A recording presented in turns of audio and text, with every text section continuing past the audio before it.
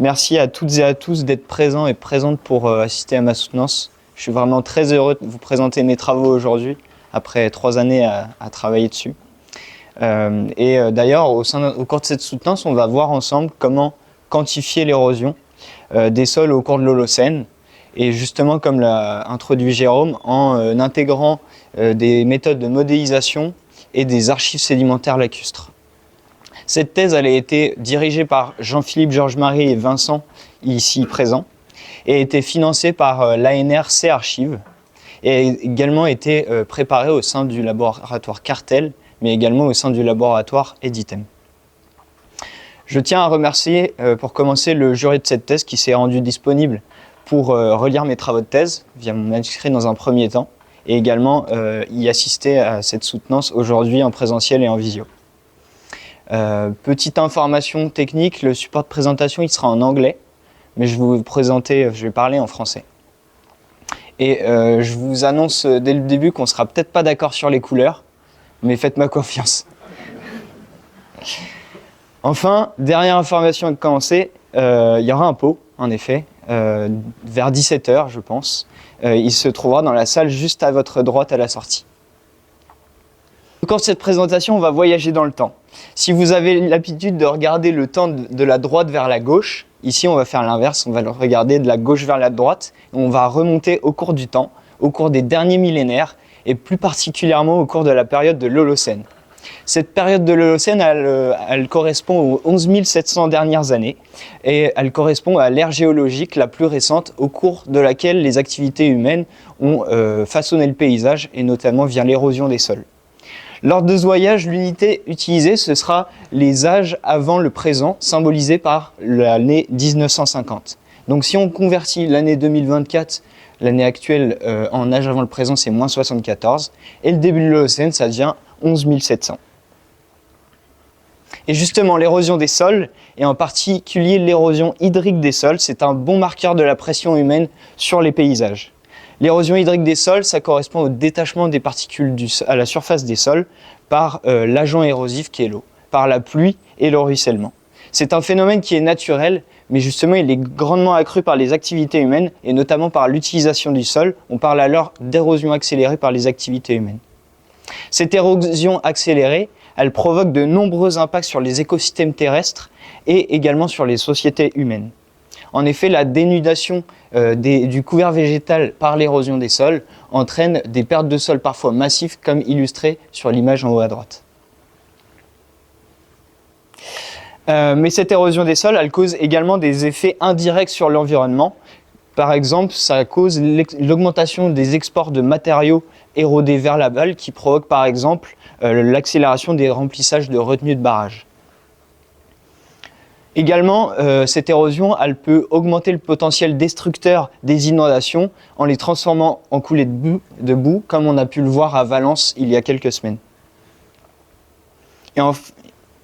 Et enfin, cette érosion, elle augmente également l'eutrophisation des milieux aquatiques continentaux et conduit parfois à la mort de nombreuses espèces aquatiques. Ces cartes, elles représentent respectivement la vulnérabilité des sols à l'érosion au sein du monde, à gauche, et également au sein de la France, à droite. En rouge, ce sont représentées les zones les plus vulnérables. Et ces zones, elles correspondent justement aux zones les plus impactées par les activités humaines, par l'utilisation du sol notamment.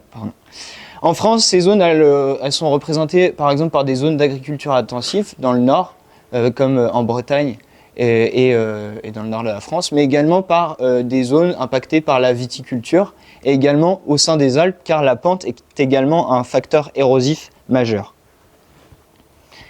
À l'échelle globale, les coûts relatifs à l'accélération de l'érosion par les activités humaines, ils sont estimés à 400 milliards de dollars par an. Ces coûts ils sont associés à la diminution de la fertilité des sols, par exemple, la réduction de la capacité de stockage du carbone, et également à l'augmentation des inondations et des coulées de boue. Au sein de ces sols vulnérables, 6% des sols agricoles ont déjà excédé des seuils de non-retour par rapport aux conditions de base préanthropiques au début de l'Holocène.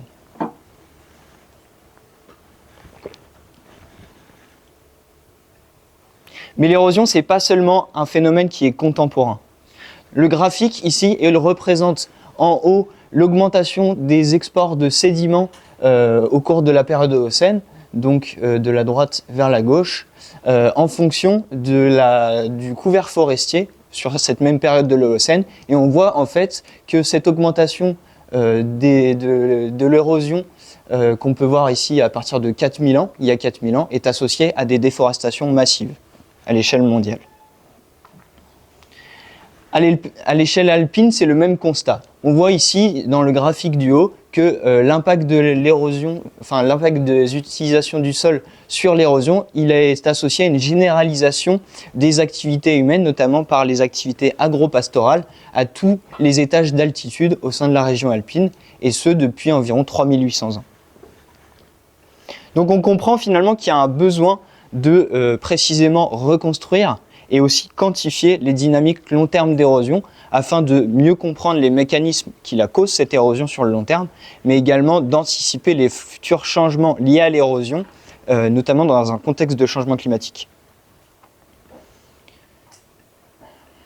Pour reconstruire cette érosion sur le long terme, il y a deux grandes méthodes. À gauche, vous pouvez voir les reconstructions de type empirique.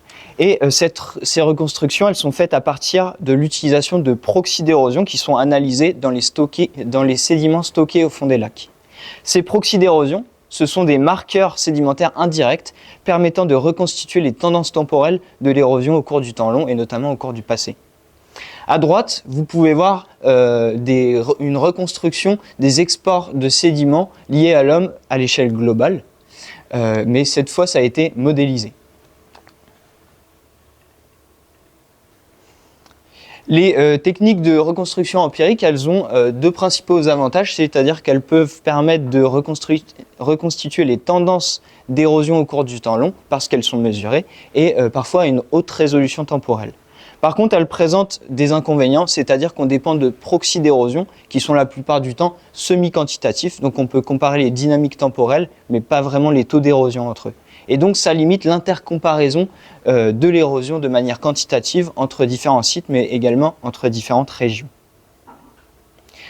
Les techniques de modélisation, elles ont le principal avantage de proposer de la quantification, donc dans une unité harmonisée d'érosion en tonnage spécifique, et de travailler à différentes échelles spatiales comme un bassin versant, une région, mais également le monde. Et elles permettent de tester des hypothèses, des scénarios et également la sensibilité de l'érosion aux facteurs érosifs. Mais ces méthodes, pour l'instant, elles dépendent de données d'entrée pour les modèles qui sont de faible résolution spatio-temporelle également, et elles ont été validées à partir de peu de sites, en tout cas à l'échelle mondiale. Si on compare les dynamiques à long terme de l'érosion entre les échelles globales à gauche et les échelles alpines à droite, on se rend compte qu'il y a de grandes différences en termes de variabilité des dynamiques d'érosion sur le temps long. À l'échelle globale, on voit une tendance progressive de l'augmentation de l'érosion entre le début de l'Holocène et la période récente. À l'échelle alpine, on voit qu'il y a cette même tendance entre le début de l'Holocène et le présent, mais elle est entrecoupée de fortes variabilités d'érosion indiquées par les surfaces en rouge qui sont appelées des crises érosives. Et les crises érosives, c'est des périodes d'augmentation majeure de l'érosion qui ont été décrites comme concomitantes avec des périodes de déforestation, surtout centrées autour de l'époque romaine, comme on peut le voir ici. En effet, de nombreux travaux ont montré les fortes interactions entre l'érosion et les activités humaines dans les Alpes au cours de l'Holocène. Si on remonte le temps, en commençant par ici, on se rend compte qu'au début de l'Holocène, les taux d'érosion étaient assez faibles et c'est concomitant avec un couvert forestier dominant qui protégeait le sol des agents érosifs tels que la pluie. Ensuite, il y a eu des périodes d'augmentation progressive du paysage, notamment par l'implantation d'activités agro-pastorales qui a occasionné une augmentation de l'érosion par rapport au niveau de base. Ensuite, ces perturbations, elles se sont intensifiées, notamment par des périodes de déforestation intensive, comme je vous l'avais dit précédemment, et occasionné les crises érosives centrées autour de l'époque romaine. Depuis, l'utilisation des sols, elle est extensive, et on voit très bien sur le panneau de gauche que les taux d'érosion ici sont supérieurs aux conditions de base de l'Holocène, alors que la perturbation de la crise est passée. Si on remet en perspective ces interactions long terme entre l'érosion et les activités humaines par rapport à la variabilité temporelle de l'équilibre du sol et également selon les différentes sources d'érosion possibles au sein d'un paysage.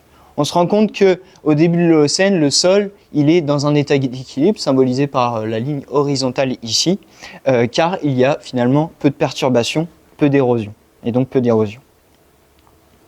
Si on introduit une perturbation, notamment par les activités humaines, on entre alors dans une phase d'attaque du sol par la surface et on met en place de l'érosion plutôt diffuse qui est assez souvent étendue dans l'espace. Si cette perturbation elle s'intensifie, on entre alors dans une phase de régression du sol où l'épaisseur de sol elle diminue à mesure que la perturbation continue et met en place des formes d'érosion plus profondes. On parle alors d'érosion concentrée, comme illustré ici par la mise en place de cette ravine dans cette parcelle agricole. On comprend alors que finalement les augmentations progressives de l'érosion entre le début de l'Holocène et la période actuelle, elles seraient plutôt associées à de l'érosion diffuse, alors que les fortes variabilités d'érosion qu'on observe plutôt au moment des crises érosives seraient plutôt associées à des formes d'érosion concentrées. Or, je vous ai montré précédemment que les approches globales elles représentent que ces tendances d'augmentation progressive et donc mal les fortes variabilités d'érosion au cours du temps long, et donc elles ne représentent finalement que les formes d'érosion diffuse et pourraient sous-estimer l'érosion totale en sous-estimant les formes d'érosion concentrées. On se rend compte que finalement les approches globales, ce sont des premières estimations quantitatives de l'accélération de l'érosion des sols, mais qu'elles ne suffisent pas pour représenter l'intégralité de la complexité des dynamiques d'érosion, mais également des formes d'érosion comme les formes d'érosion sévères comme l'incision des sols. De plus, même si les approches empiriques, en tout cas à l'échelle régionale, elles permettent de retracer, de reconstruire l'ensemble des dynamiques d'érosion au cours du temps long, elles ne peuvent pas le faire de manière quantitative. Et donc, on comprend que si on veut pouvoir reconstituer l'érosion sur le long terme à n'importe quelle échelle spatiale, on a besoin d'une approche complémentaire. Et c'est justement ce que je propose via ces travaux de thèse, c'est d'intégrer les avantages des deux méthodes, c'est-à-dire la quantification avec la modélisation et les dynamiques temporelles avec les paléosciences. L'objectif principal, c'est d'améliorer justement la quantification de l'érosion sur le temps long via des simulations d'érosion, en intégrant d'une part la diversité des formes d'érosion possibles au sein des paysages, mais aussi la complexité des interactions entre l'érosion et les activités humaines sur le temps long.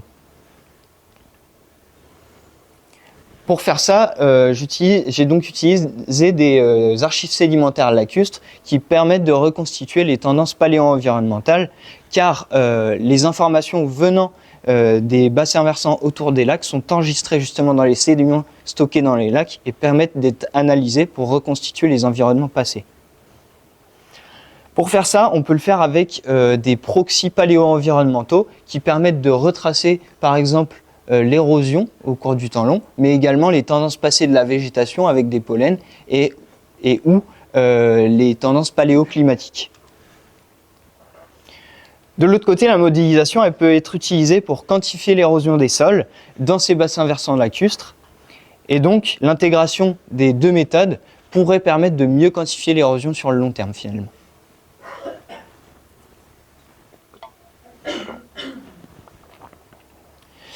Ce cadre méthodologique il a été appliqué dans la région des Alpes du Nord-Ouest.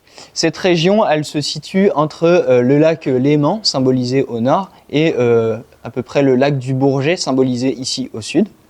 Et on a pu voir que cette région elle est justement intéressante car elle permet d'observer diverses formes d'érosion au sein du paysage, mais également elle est intéressante en termes de variabilité des dynamiques d'érosion au cours du temps long.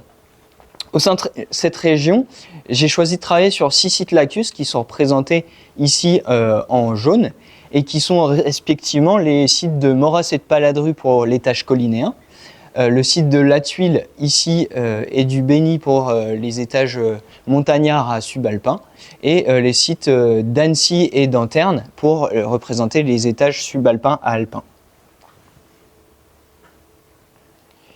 Ces sites, ils n'ont pas été choisis au hasard, car de nombreuses études paléo-environnementales ont été menées par le passé au sein de ces sites et permettent d'obtenir des reconstructions, ont permis d'obtenir des reconstructions à long terme de l'érosion passée, mais également des tendances de paléovégétation et des activités humaines passées.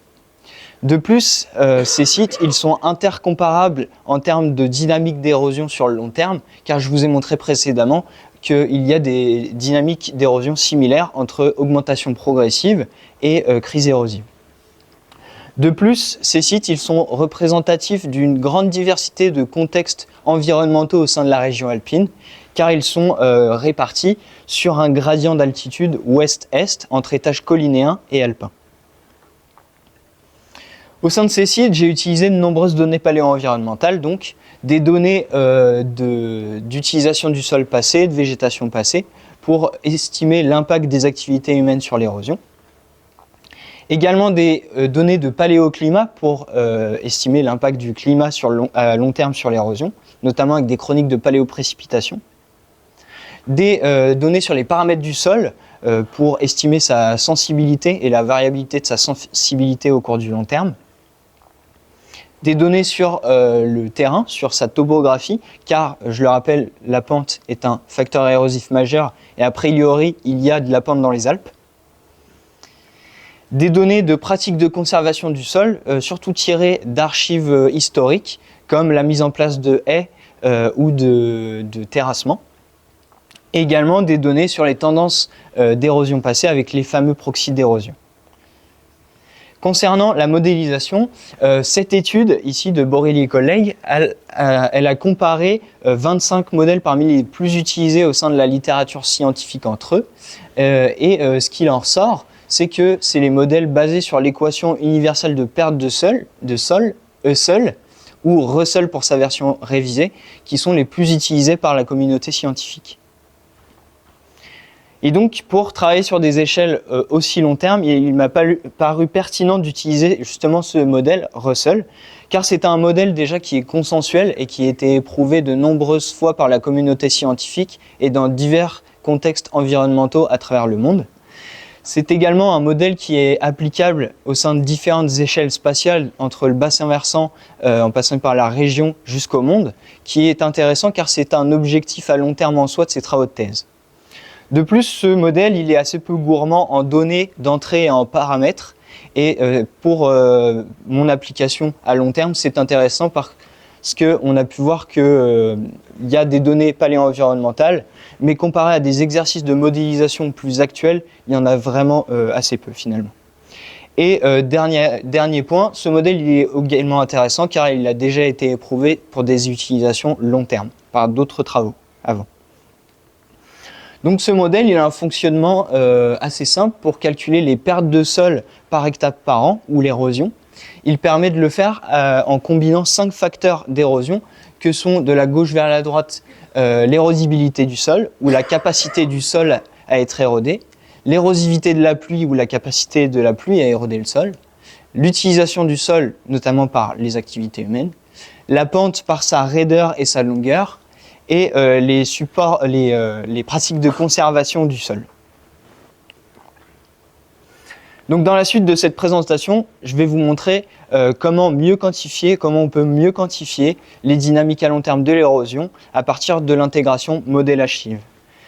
Pour faire ça, je vais répondre à 3 questions qui vont à la fois être des applications dans le cadre de cette présentation et les perspectives de ces travaux de thèse.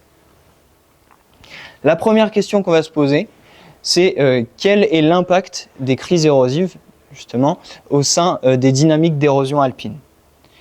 Ensuite, on va se poser la question, au sein de ces dynamiques d'érosion alpine, quelle est la fraction entre érosion diffuse et érosion concentrée. Enfin, on va essayer de quantifier finalement la réponse long terme de l'érosion aux activités humaines avec l'exemple de l'ouverture du paysage. J'y reviendrai plus tard.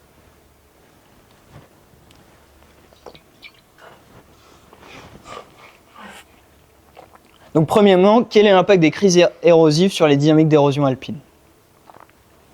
Pour faire ça, j'ai utilisé différents proxys d'érosion qui étaient disponibles au sein de mes sites d'études et qui représentent des périodes entre 2000 ans et 12 000 ans.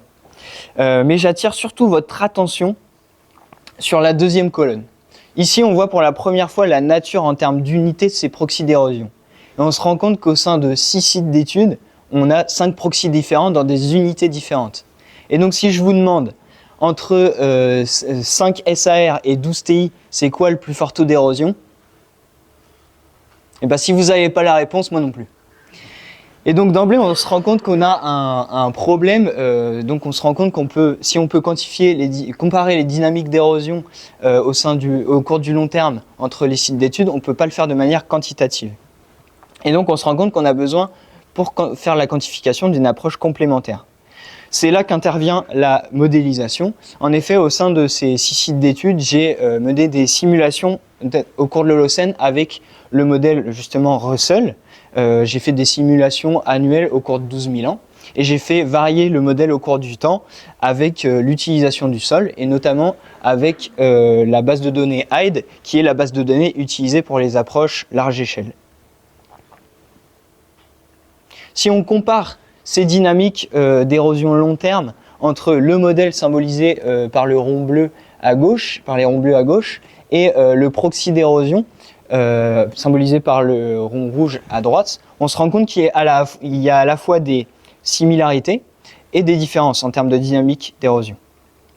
En effet, le modèle il représente plutôt bien les faibles variabilités d'érosion observées au début de l'Holocène et les variabilités intermédiaires à fortes de la période récente.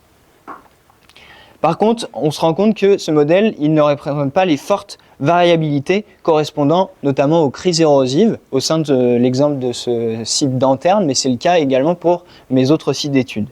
Et cela confirme d'ailleurs que les simulations à long terme, elles ne représentent pas toute la variabilité de l'érosion, même au sein d'une échelle assez réduite comme un bassin versant. Mais on a vu que les proxys, ils représentent bien les dynamiques d'érosion, mais ils ne sont pas quantitatifs. Et donc pour quantifier l'érosion sur le long terme, on se rend compte qu'on a besoin d'une nouvelle approche complémentaire.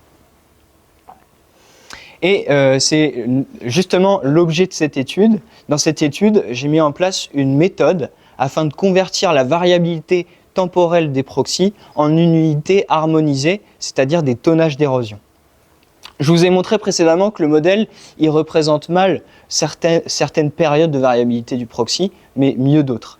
J'ai alors développé cette méthode à partir des périodes de variabilité similaires entre proxy et modèle afin de dresser une fonction entre le proxy et le modèle que j'ai ensuite étendue à l'entièreté de la chronique temporelle du proxy pour le convertir en tonnage. Et ici, on se rend compte qu'il y a du nouveau finalement, et ce qui est intéressant, c'est qu'on voit qu'il n'y a plus qu'une seule échelle des ordonnées, donc l'échelle qui va vers le haut, et on a enfin converti les proxys en une unité harmonisée, qui sont les tonnages, et donc on peut non seulement comparer les dynamiques temporelles entre le proxy et le modèle, mais également entre les sites entre eux, mais on peut le faire maintenant de manière quantitative, ce qui n'était pas possible avant.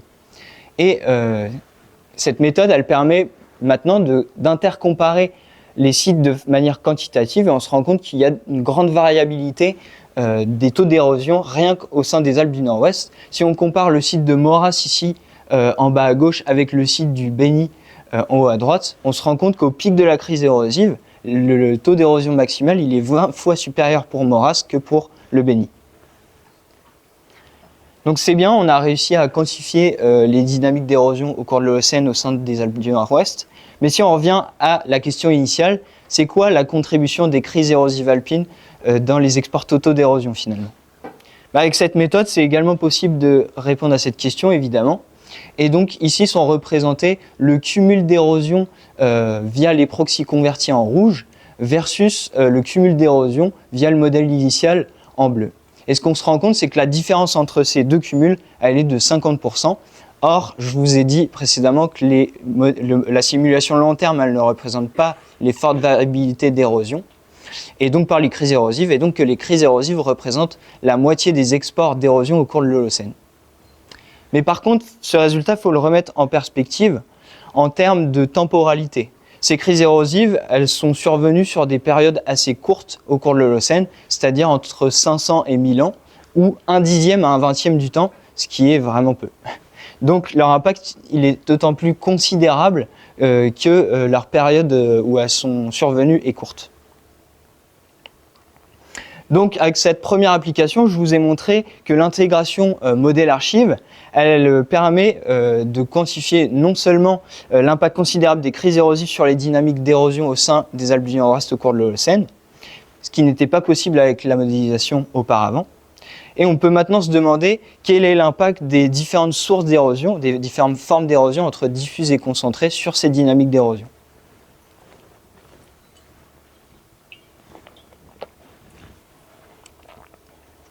Et plus spécifiquement, on va se poser la question, quelle est la contribution relative entre érosion diffuse et érosion concentrée au sein de l'érosion totale. Je vous rappelle, à gauche, vous voyez des formes d'érosion concentrée où on a de l'incision du sol, et ici des formes d'érosion plutôt de surface, mais étendues dans l'espace, appelées érosion diffuse. Et pour faire ça, on va zoomer sur un de mes sites d'études en particulier, qui est le site de la Tuile, qui est un petit lac de l'étage montagnard qui est situé juste au nord-est de Chambéry, donc vraiment pas loin, et qui a justement été beaucoup étudié pour étudier les interactions entre érosion et activité humaine sur le long terme. De plus, au sein de ce site, il y a les deux formes d'érosion qui nous intéressent au sein du paysage, donc des ravinements qui représentent l'érosion concentrée et qui sont localisés ici par la zone noire entourée en rouge, et plutôt des pâturages représentant plutôt l'érosion diffuse dans le reste du bassin versant. Pour estimer la proportion relative de chaque type d'érosion, j'ai partitionné le bassin versant de ce lac de la Tuile en deux parties, une partie impactée par l'érosion diffuse et une partie impactée par l'érosion concentrée.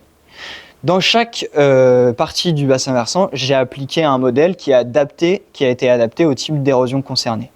C'est d'ailleurs l'avantage d'avoir un modèle parce que la démarche elle est plus seulement temporelle, et elle est maintenant spatio-temporelle. Dans la partie impactée par l'érosion diffuse, j'ai réutilisé le modèle Russell, car c'est un modèle qui représente plutôt l'érosion diffuse d'ailleurs. La simulation elle a été conduite selon la variabilité du couvert végétal au cours de l'Holocène, selon la variabilité du couvert forestier en rouge, du pastoralisme en vert fluo, des landes en vert foncé et de l'agriculture en jaune. Mais cette fois, j'ai aussi fait varier la pluviométrie au cours de l'Holocène selon une incertitude de plus ou moins 50% autour de la valeur moyenne annuelle. Et également, j'ai testé des scénarios de sensibilité des sols à l'érosion, également de pratiques de conservation du sol afin d'estimer la gamme d'incertitudes des simulations d'érosion diffuse en plus des gammes d'incertitudes sur la pluviométrie. Ces scénarios, ils ont été développés selon des sources des informations issues de la littérature. Et par exemple, j'ai testé différents niveaux de conservation du sol, comme on peut voir ici, mais avec des photos, c'est plus parlant. Donc j'ai testé un scénario sans pratique de conservation du sol, où on peut s'attendre à pas mal d'érosion. Un scénario où j'ai mis des pratiques de conservation du sol intermédiaires, comme ici illustré par la mise en place de haies. Et un scénario où j'ai mis en place des fortes pratiques de conservation du sol, symbolisées par ces terrasses ici. Ensuite, au sein de la zone impactée par les ravinements, j'ai mis en place un autre modèle qui prend à la fois en compte le volume de matériaux qui a été exporté depuis les ravines, mais également la zone à l'amont de ces ravines, qui est une zone plutôt impactée par l'érosion de surface. Mais s'il y a des ravines en place au sein de cette zone du bassin versant, c'est qu'il y avait des conditions propices à la formation de ces ravines, et donc une sensibilité du sol particulière dans cette zone du bassin versant. Pour représenter cette sensibilité, j'ai mis en place un Russell, donc dans la zone amont des ravines. Les ravines sont représentées ici par les lignes. Mais j'ai appliqué que le scénario sans conservation du sol. Pour estimer le volume net des matériaux exportés depuis la ravine, j'ai mis en place des scénarios de remplissage, symbolisés par la petite pelleteuse ici. Et simplement, j'ai recomblé les trous formés par les ravines selon différents niveaux de remplissage par rapport au niveau de base qui est le niveau du sol actuel symbolisé par la ligne noire ici. Ces scénarios de remplissage, il y en a un minimum en vert, un moyen en jaune et un rouge en max. Et donc ici, on a la proportion de chaque type d'érosion qui nous intéresse. Donc l'érosion diffuse en bleu ici par cette zone et l'érosion concentrée en rouge par les sommes des carrés jaunes et verts ici. Et on se rend compte que finalement l'érosion diffuse elle représente quand même la majorité des exports d'érosion au sein de ce site. Mais c'est assez normal car l'érosion diffuse elle impacte la plus grande surface du bassin versant jusqu'à 85% de la surface. Mais on se rend compte quand même que l'érosion concentrée elle représente entre 30% et quasi 50% des exports d'érosion au sein du lac de la Tuile. Il faut remettre en perspective la surface que ça représente. Je vous rappelle, cette érosion concentrée représente finalement les ravines plus leur zone amont et c'est finalement seulement 15% du bassin versant. Donc pour le scénario max, on a 50% des exports pour une toute petite zone au sein du bassin versant et ce qui met en valeur l'impact considérable de l'érosion concentrée au sein de l'érosion totale sur ce site.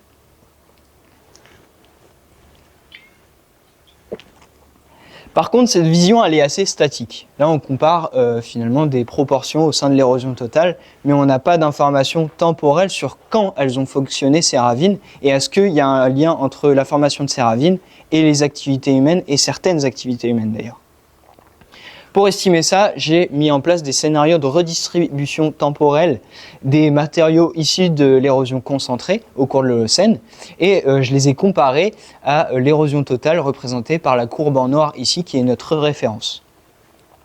Le premier scénario, c'est un scénario que j'appelle Holocène. J'ai simplement redistribué cette érosion concentrée de façon uniforme au cours de l'Holocène tous les ans. Le deuxième scénario que j'appelle Deep Soil, c'est un scénario où la redistribution de l'érosion concentrée a été faite durant les périodes où des marqueurs d'incision ont été mesurés au sein des sédiments lacustres. Enfin, un dernier scénario, c'est le scénario que j'appelle crise, représenté ici en rouge sûrement, où j'ai finalement redistribué l'érosion concentrée au cours de la crise érosive seulement, de manière uniforme tous les ans.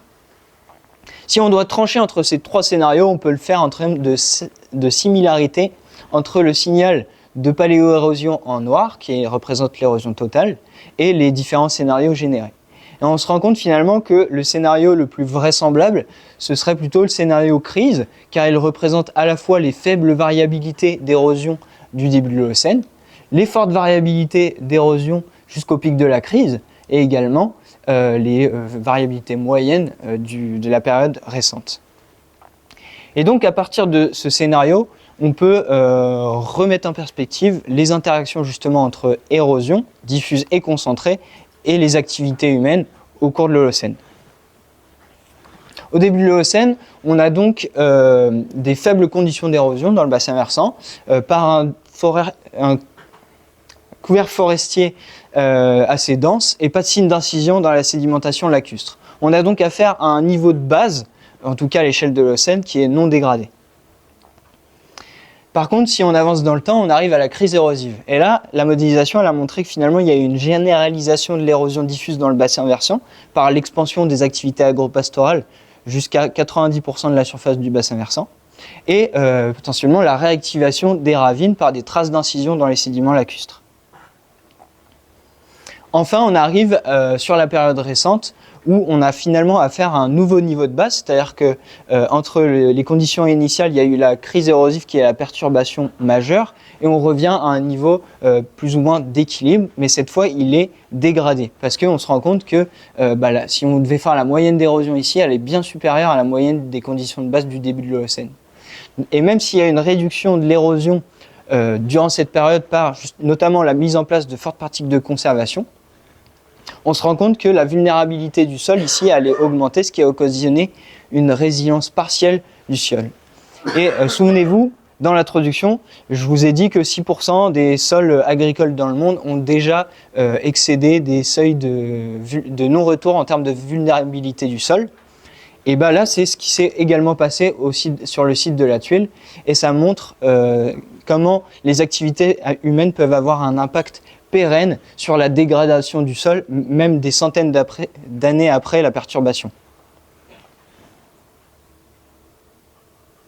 Donc on a pu voir finalement dans ces deux applications que l'intégration modèle archive, elle permet finalement d'améliorer les simulations long terme d'érosion, qui à elles seules ne représentent pas toute la complexité des variabilités d'érosion, et notamment des variabilités d'érosion qui peuvent être expliquées par les activités humaines.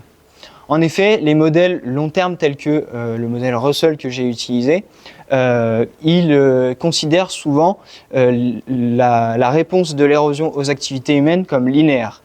Or, on peut faire l'hypothèse que finalement on a affaire à des dynamiques d'érosion assez intensives et des formes d'érosion sévères, et que cette réponse de l'érosion aux activités humaines, elle est mal considérée dans ce modèle. Et donc, afin de proposer une première perspective à ces travaux de thèse, je vais remettre en question ce principe de linéarité, justement, admis jusqu'alors entre érosion et activité humaine sur le long terme. Plus précisément, on va se poser la question, c'est quoi la réponse sur le long terme de l'érosion aux activités humaines, et avec l'exemple de l'ouverture du paysage.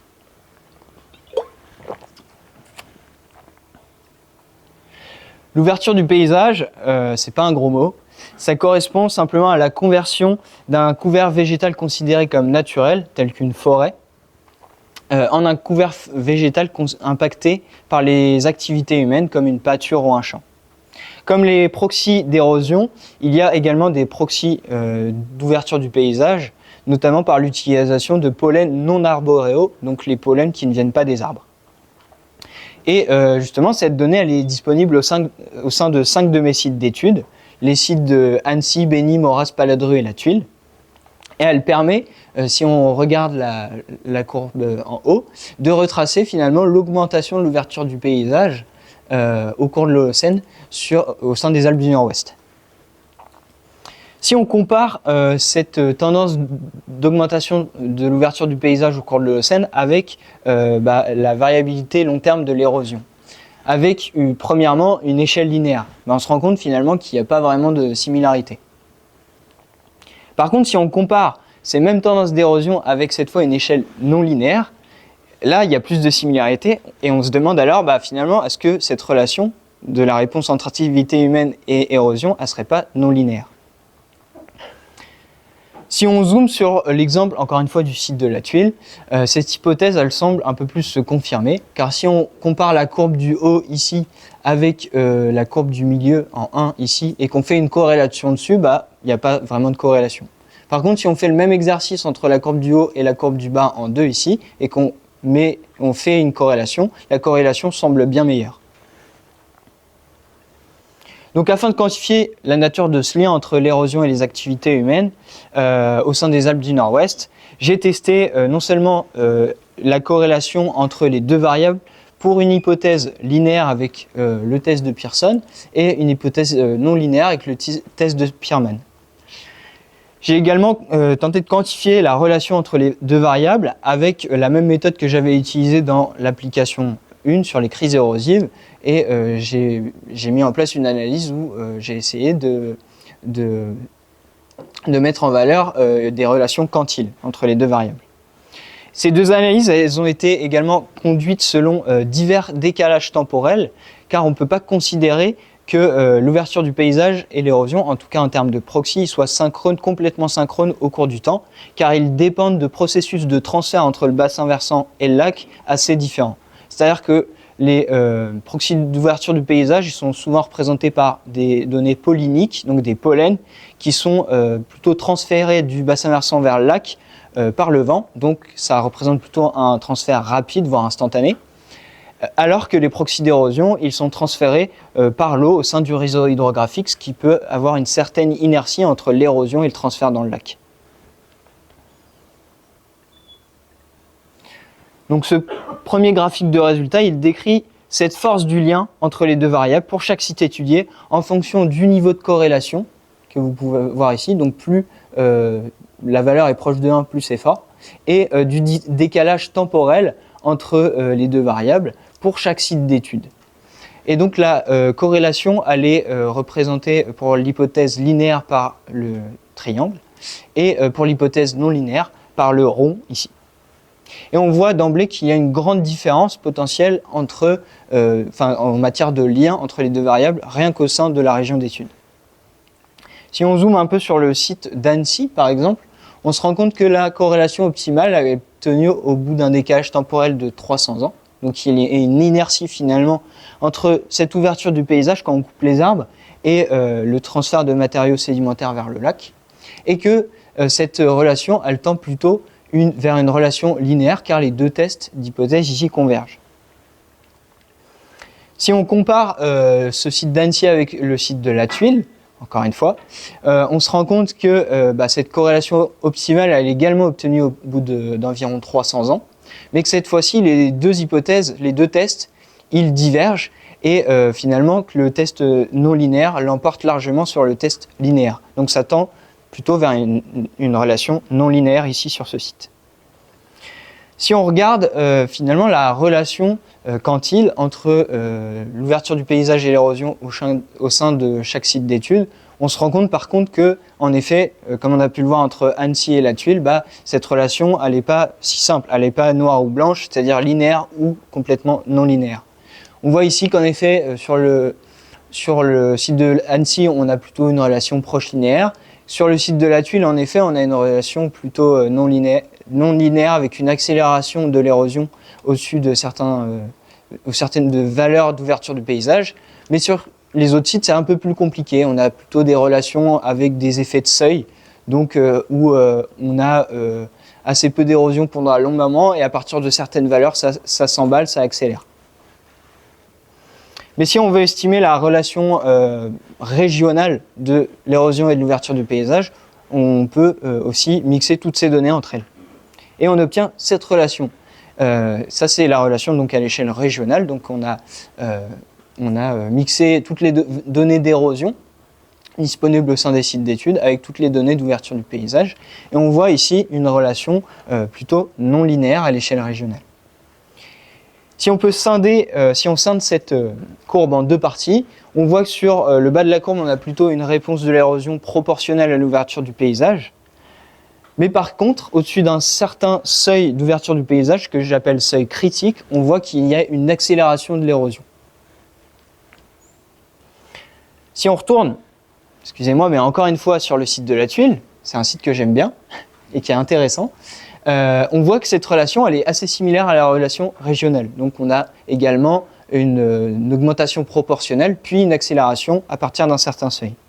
Et souvenez-vous, dans la première application, j'ai fait une simulation d'érosion avec le modèle Russell sur le long terme, et je passais complètement à côté de ces crises érosives.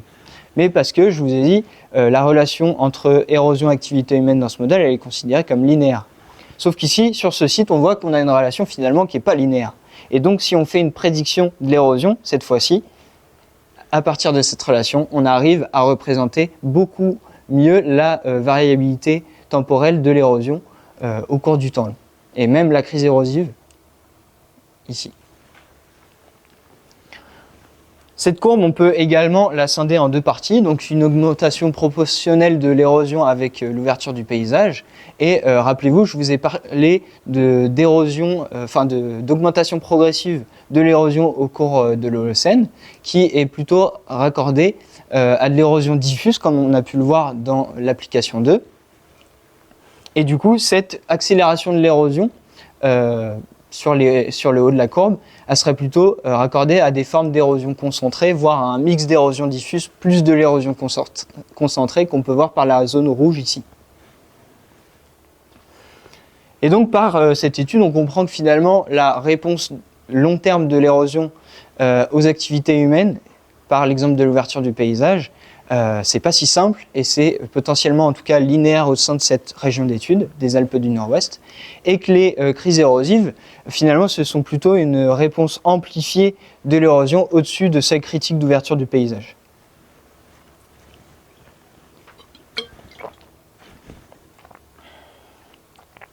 Donc, par ces 3 exemples, on a pu voir que l'intégration modèle-archive, elle permet finalement de mieux quantifier les dynamiques d'érosion au cours du temps long, au sein, en tout cas, de la région alpine. Mais elle permet aussi de questionner l'applicabilité de ces modèles long terme, car on a vu qu'ils ne représentent pas toute la complexité des formes d'érosion en jeu, comme l'érosion concentrée et également de la réponse aux activités humaines. On a vu en effet que l'érosion allait finalement, en tout cas sur certains sites, amplifier au-dessus de seuil critique d'ouverture du paysage, que cette accélération de l'érosion allait causer du ravinement, en tout cas aussi au sein du site de la Tuile, mais je sais qu'il y a des formes de ravinement dans d'autres de mes sites, donc on pourra arriver à la même conclusion. Et cette accélération de l'érosion, elle a conduit à la mise en place de crises érosives, notamment par des déforestations intensives, et a causé la moitié des exports d'érosion au cours de l'Holocène sur des périodes de temps très restreintes. Mais ces travaux ils permettent aussi que considérer des processus comme l'incision des sols, les potentiels impacts non linéaires des activités humaines sur l'érosion, et également potentiellement la connectivité sédimentaire, pourrait permettre d'améliorer la quantification de l'érosion sur le temps long. Ces améliorations ils pourraient à l'avenir permettre d'améliorer les approches large échelle sur le long terme, qui ne représentent finalement pour l'instant pas toute la complexité des dynamiques d'érosion au cours du temps long en tout cas, et pourraient conduire à une sous-estimation de l'érosion totale, parce qu'elle sous-estime les formes intensives d'érosion et les périodes de crise. Et dans un contexte prospectif, donc plutôt d'avenir, ça suggère que ce serait compliqué de prédire ces formes d'érosion intensive. Mais également, ces travaux ils pourraient permettre de mieux quantifier l'impact de l'érosion du sol sur les exports de carbone venant des sols, qui est en soi un compartiment scientifique assez méconnu, en tout cas sur le long terme, et ainsi permettre de mieux estimer l'impact de l'érosion et des exports de carbone associés sur le cycle du carbone global, notamment sur les exports associés de gaz carbonique, de CO2, qui est un des principaux agents du changement climatique. Donc maintenant, c'est le moment où je vais vous remercier.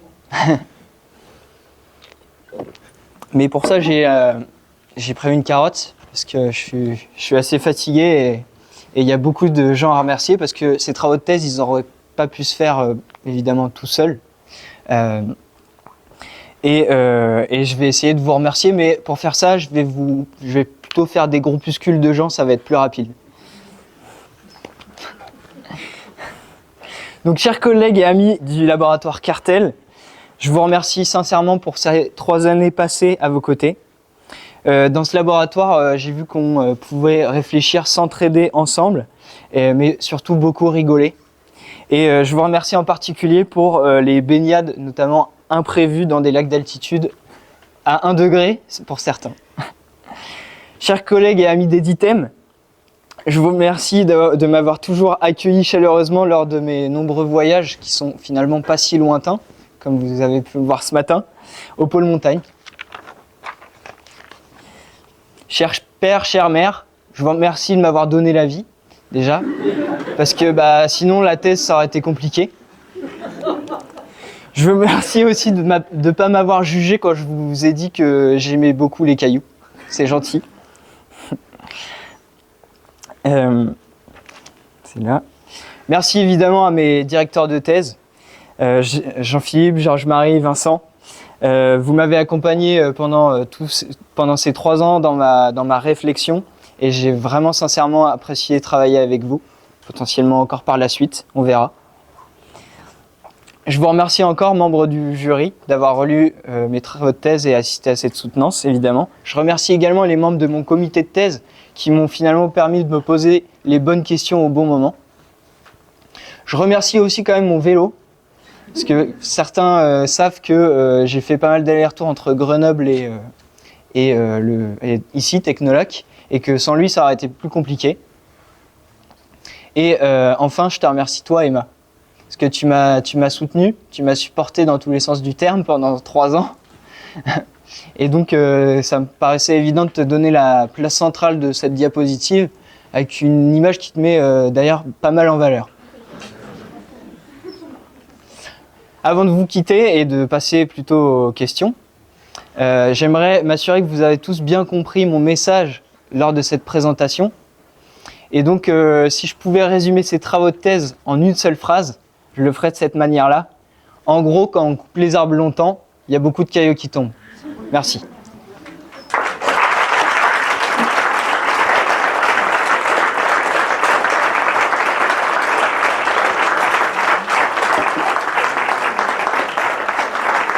Merci.